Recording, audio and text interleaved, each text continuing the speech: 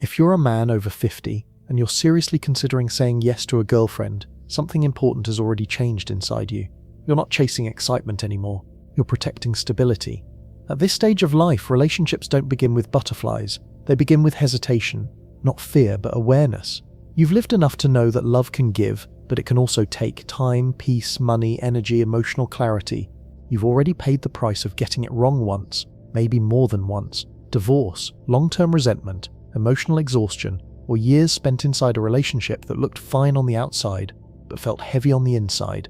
So when a woman enters your life now, one you genuinely enjoy talking to, one who doesn't bring chaos, one who doesn't feel like a problem to solve, the decision isn't automatic. The real question isn't, do I like her? It's, what will this cost me if I'm wrong?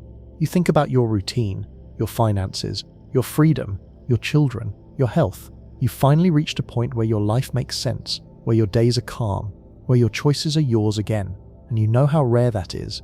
This isn't dating in your 20s, when mistakes were recoverable and energy felt endless. This is dating with experience, with scars, with perspective. You're not here to prove anything. You're here to protect what you've built. So what actually happens when a man over 50 says yes to a girlfriend? What changes internally? What shifts practically? What risks are real and which fears are exaggerated? This isn't about encouraging you or warning you away. It's about clarity, because at this age, clarity matters more than chemistry. Section 2, the internal shift, lowering the guard again. Saying yes to a girlfriend after 50 creates an internal shift that many men don't anticipate until it's already happening.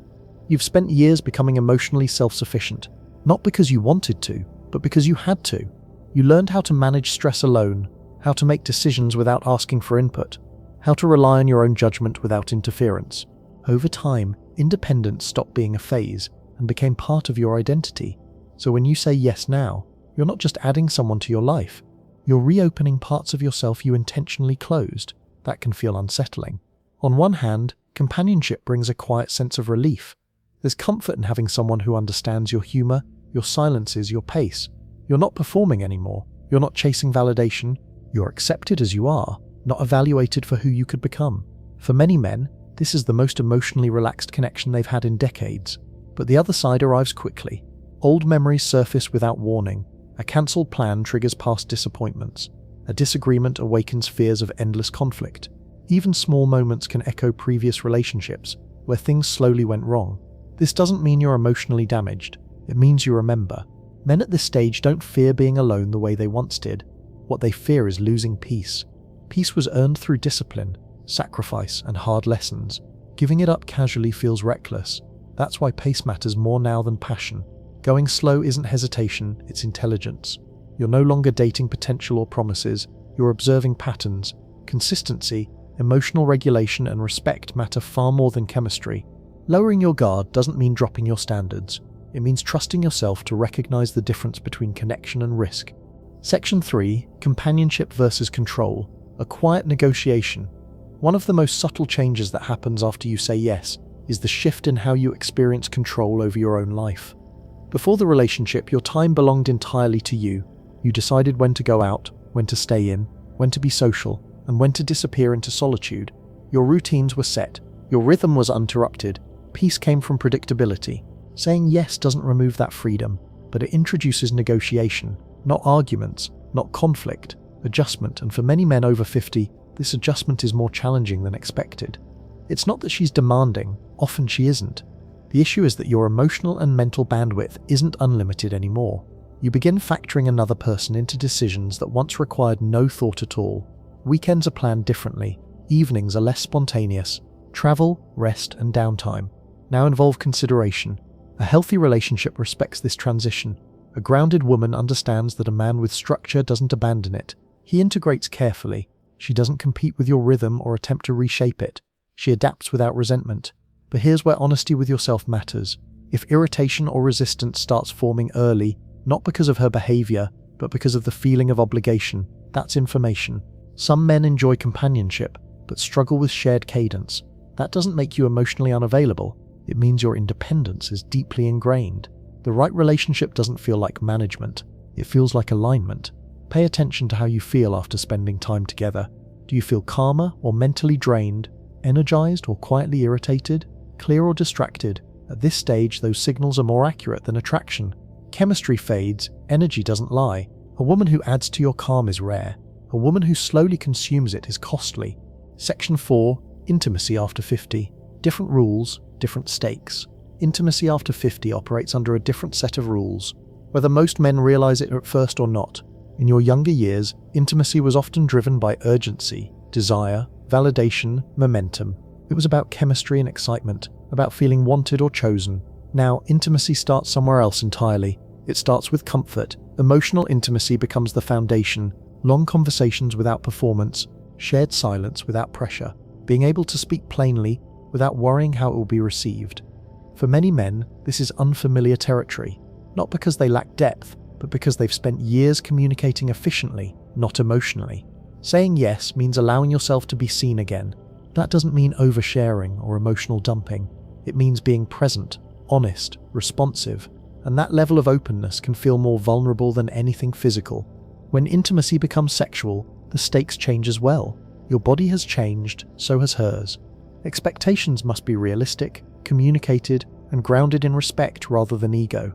Performance anxiety often gives way to something more important: trust. Sexual health also matters more now than it did when you were younger. Sexually transmitted infections don't disappear with age. In fact, rates among adults over 50 have increased significantly in recent years because people assume risk no longer applies to them. A direct conversation about testing, boundaries, and exclusivity isn't awkward, it's responsible.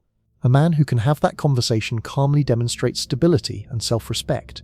If a woman reacts defensively to basic health discussions, that's not chemistry, that's information.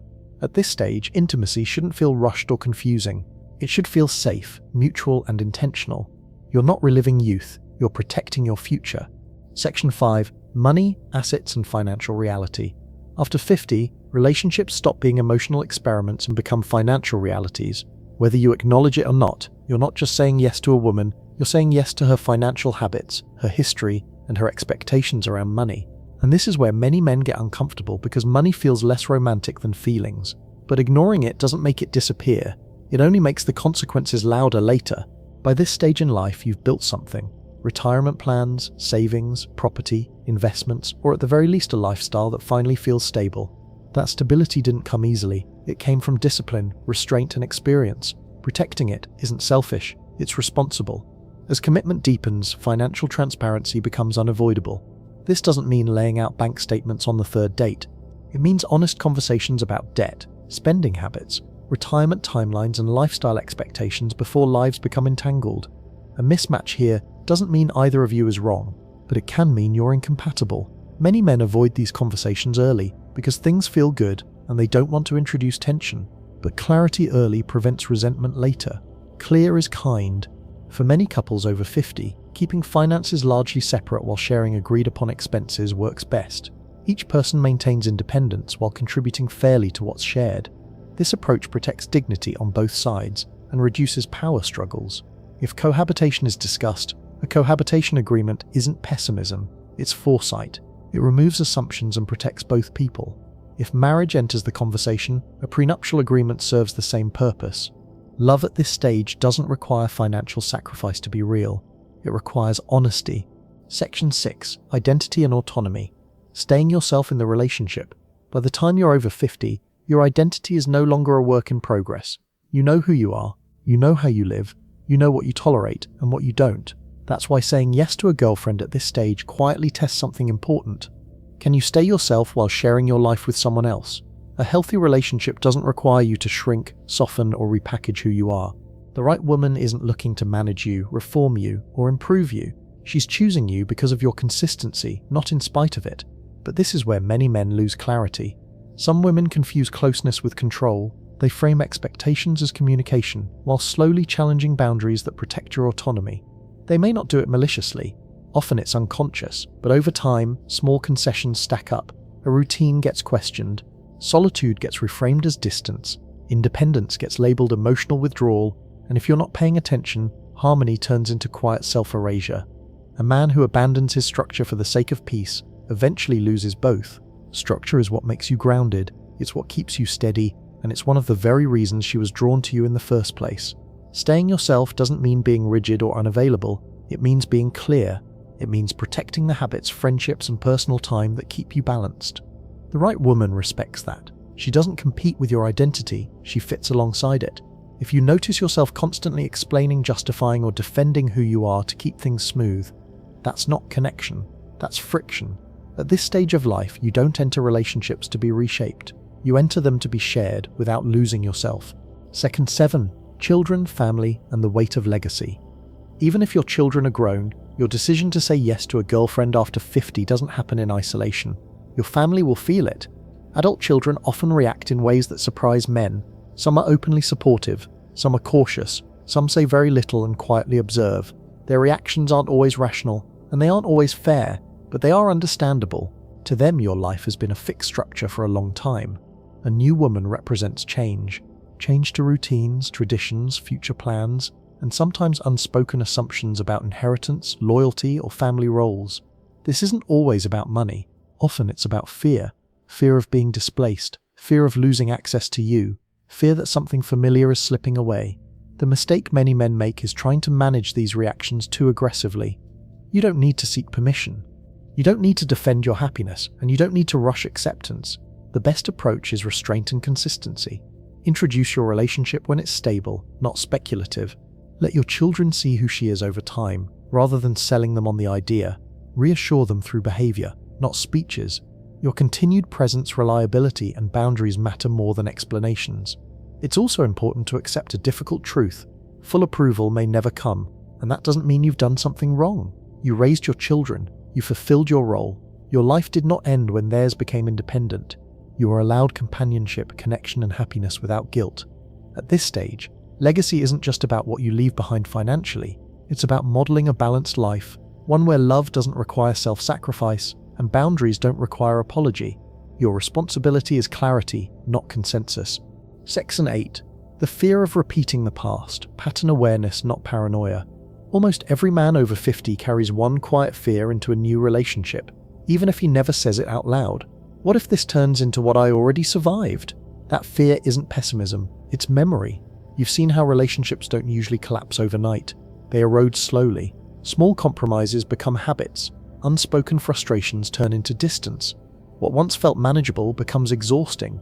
The difference now is that you recognize the pattern much earlier. You notice when communication becomes one-sided. You feel when peace starts to slip. You sense when effort becomes obligation.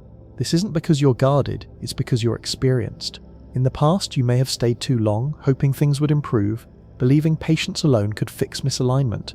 You may have ignored early discomfort because the cost of leaving felt higher than the cost of enduring. That equation changes after 50. You know you can survive alone. You know you can rebuild peace, and that knowledge gives you leverage. Saying yes now doesn't mean surrendering judgment. It means trusting yourself to course correct sooner, to speak earlier, to walk away if alignment disappears. This awareness often makes men calmer, not colder. You're no longer driven by fear of loss. You're driven by clarity. A healthy relationship doesn't punish awareness, it welcomes it. The right woman doesn't feel threatened by your discernment. She respects it. If you find yourself constantly justifying discomfort or explaining away patterns that don't sit right, pause. That internal signal matters. After 50, commitment isn't about endurance. It's about sustainability. You're not afraid of the relationship ending. You're afraid of staying too long when it should. And that awareness is exactly what allows you to say yes without losing yourself. Section 9. What saying yes actually means after 50. When a man over 50 says yes to a girlfriend, it doesn't mean what it once did. It's no longer a promise of forever made in ignorance. It's a conscious choice made with full awareness of the risks. Saying yes now doesn't mean you're giving up your independence, your standards, or your leverage. It means you're choosing companionship intentionally, not out of fear, pressure, or loneliness. You're not saying yes because you need someone. You're saying yes because you want to share what you've already built. That distinction matters. At this stage, saying yes means you're willing to integrate another person into your life, not restructure your life around them. You're open to partnership, but not at the expense of peace. You're available, but not desperate. You're committed, but not blind. It also means accountability. You communicate more clearly now. You set boundaries earlier. You don't tolerate confusion disguised as passion. If something feels off, you address it. You don't bury it. You don't hope it resolves itself. You respect your own signals too much for that. Saying yes after 50 also means accepting imperfection, hers and yours. You're not chasing an ideal partner. You're choosing someone whose flaws don't disrupt your stability. This version of commitment is quieter than what you knew when you were younger. There's less drama, less intensity, less illusion, but there's more honesty, more calm, more self-respect. You're not here to be consumed by love, you're here to experience it without losing yourself. That's what saying yes really means now. Section 10. Clarity over comfort. If you're a man over 50 navigating relationships, chances are you've realized something most younger men haven't yet. Love isn't dangerous. Confusion is. What creates regret later in life isn't saying yes too carefully, it's saying yes without clarity. It's ignoring early discomfort. It's silencing your instincts to keep the peace. It's choosing comfort over truth. At this stage, you don't need advice that pushes you toward or away from commitment. You need perspective that helps you see clearly. So ask yourself honestly, does this relationship add to my peace or quietly compete with it? Do I feel grounded after spending time with her or subtly drained? Am I choosing this connection from strength or from habit? There are no perfect answers, but there are honest ones. If you've already said yes, your experience matters. What surprised you the most? The emotional adjustment, the financial conversations, the shift in routine, or the impact on family? Your insight could help another man make a better decision. If you're still undecided, that's not weakness, that's discernment. Taking your time isn't avoidance, it's respect for the life you've built. Drop your thoughts or experiences in the comments. This isn't about convincing anyone to follow a script. It's about learning from men who've already walked the path. And if this conversation resonated with you, if it put words to things you've been quietly thinking, subscribe to the channel. These discussions are about clarity, stability, and self-respect in the second half of life. Because after 50, the goal isn't intensity, it's alignment. And when alignment is right, saying yes doesn't feel risky, it feels solid.